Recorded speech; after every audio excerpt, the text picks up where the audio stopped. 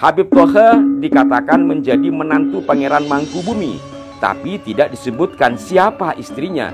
Di haul tahun lalu disebutkan istrinya adalah Raden Ayu Jayaningrat, sedangkan Thoha disebut bernama Tumenggung Joyo Kusumo. Padahal senyatanya dalam data-data keraton, dalam kurung serat Raja Putra, serat sejarah ratu dan lain-lain, Pangeran Mangkubumi garis miring Sultan Hamengkubuwono I tidak punya menantu bernama Tumenggung Joyokusumo, apalagi yang seorang Ba'alwi dari marga bin Yahya.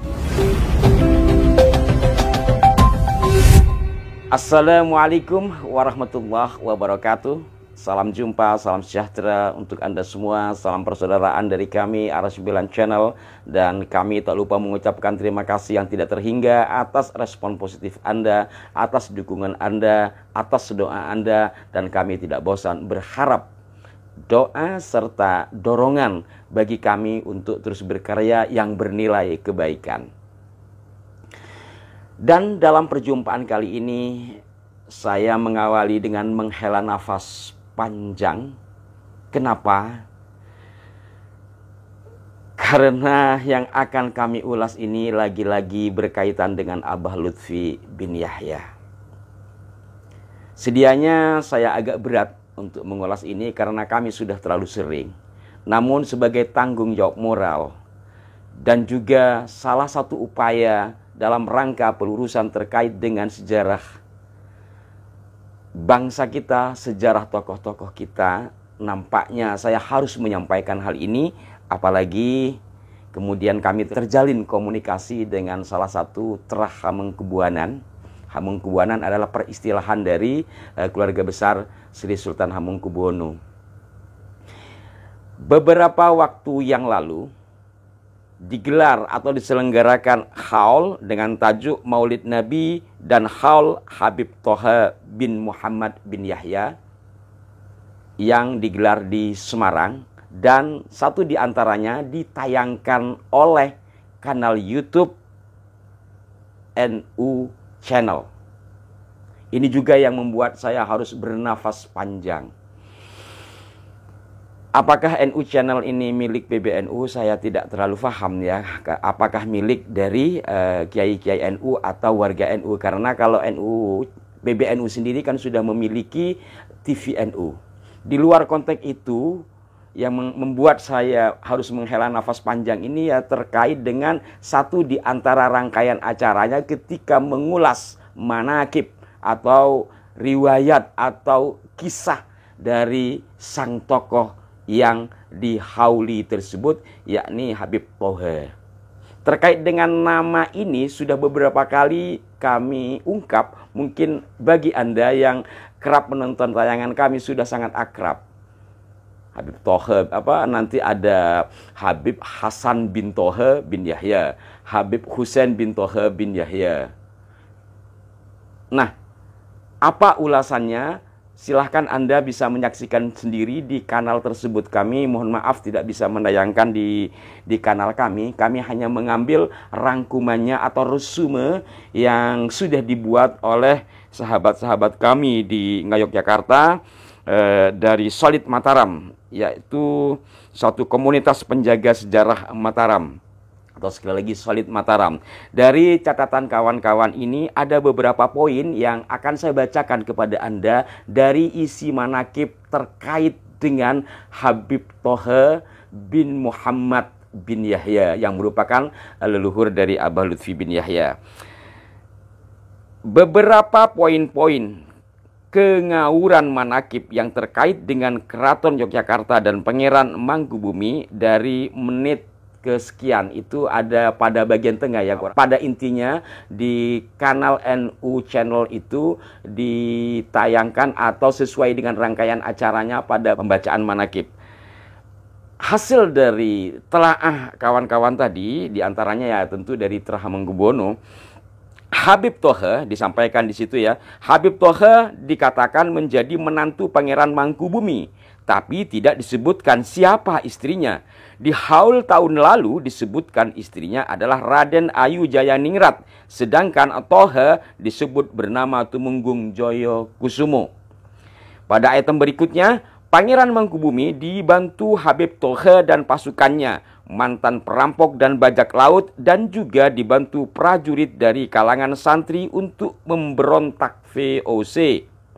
Pada item berikutnya, berperan dalam perundingan Salatiga, artinya Habib Tohe ini berperan dalam perundingan Salatiga antara Mangkubumi dan VOC dengan tujuan agar tidak terlalu merugikan Mataram. Juga diwacanakan perundingan lanjutan antara wilayah Mataram, antara Surakarta dan Yogyakarta. Item berikutnya yang menjadi catatan, Pangeran Mangkubumi yang selalu ditemani Habib Tohe atau dikenal Sayyid Thohir diangkat menjadi Adipati Anom di Semarang oleh HB1. Artinya Habib Tohe ini diangkat menjadi Adipati Anom di Semarang oleh Sri Sultan Hamengkubuwono I. Kemudian item berikutnya yang menjadi catatan, putra beliau salah satunya Habib Muhammad bin Tohe di Jejeran Yogyakarta dan Habib Husain di Ngawen Gunung Kidul Yogyakarta. Kemudian item berikutnya yang menjadi catatan, dimakamkan di Tanah Perdikan di Semarang. Kalau terkait dengan makam jejeran ini sudah berkali-kali kami ulas ya, dan tentu di sana tidak ada makam habaib sebagaimana yang disebut di sini. Terkait juga dengan Habib Husain bin Tohe bin Yahya yang di Ngawen, itu juga sudah pernah kami ulas di kanal ini. Makanya ya kami harus menghela nafas panjang. Sudah berkali-kali kami ulas, nanti dipikirnya gimana gitu. Tapi ya lagi-lagi ini tanggung jawab moral kami dengan segala kekurangan yang ada pada diri saya akan menyampaikan hal ini. Dan ini saya garis bawahi ya, bagian dari pembanding sajalah. Dari pembanding, saya tidak terlalu tinggi. Dari hasil telaah kawan-kawan, termasuk dari Traha Hamengkubuwono, coba dijadikan pembanding dari apa yang disampaikan oleh sang pembaca menakib dalam hal tersebut. Dari beberapa item tadi kemudian diberikan penjelasan, padahal senyatanya dalam data-data keraton, dalam kurung serat Raja Putra, serat sejarah ratu, dan lain-lain adalah sebagai berikut. Ini yang saya maksud sebagai data pembanding untuk tidak mengatakan pengkanter. Pangeran Mangkubumi, garis miring, Sultan Hamengkubuwono I tidak punya menantu bernama Tumenggung Joyo Kusumo, apalagi yang seorang ba'alwi dari Marga bin Yahya. Kemudian, gelar Adipati Anom adalah gelar eksklusif bagi putra mahkota raja. Sangat tidak mungkin diberikan oleh Sultan Habib I kepada Habib Tohe bin Yahya. Jadi ini terkait dengan gelar saja sudah tidak sesuai dengan paugeran lah, atau sesuatu yang terbiasa, sesuatu yang disepakati, sesuatu yang menjadi pakem di kerajaan atau keraton Ngayogyakarta Hadiningrat pada masa itu.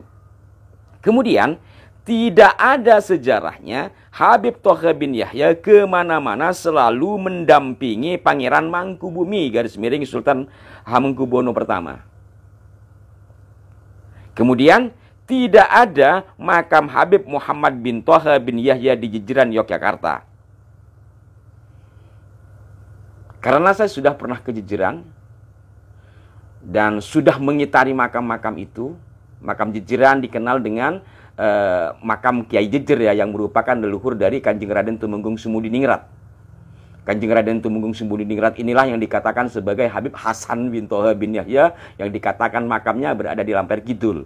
Sementara makam yang di Jejeran, yang aslinya adalah makam KRT Sumudiningrat, itu dikatakan makam Habib Ahmad bin Tohe bin Yahya. Di sini disebutnya Muhammad. Nah, pada item berikutnya dan lain-lain masih akan disusun lebih lanjut oleh komunitas penjaga sejarah Mataram dalam kurung Solid Mataram.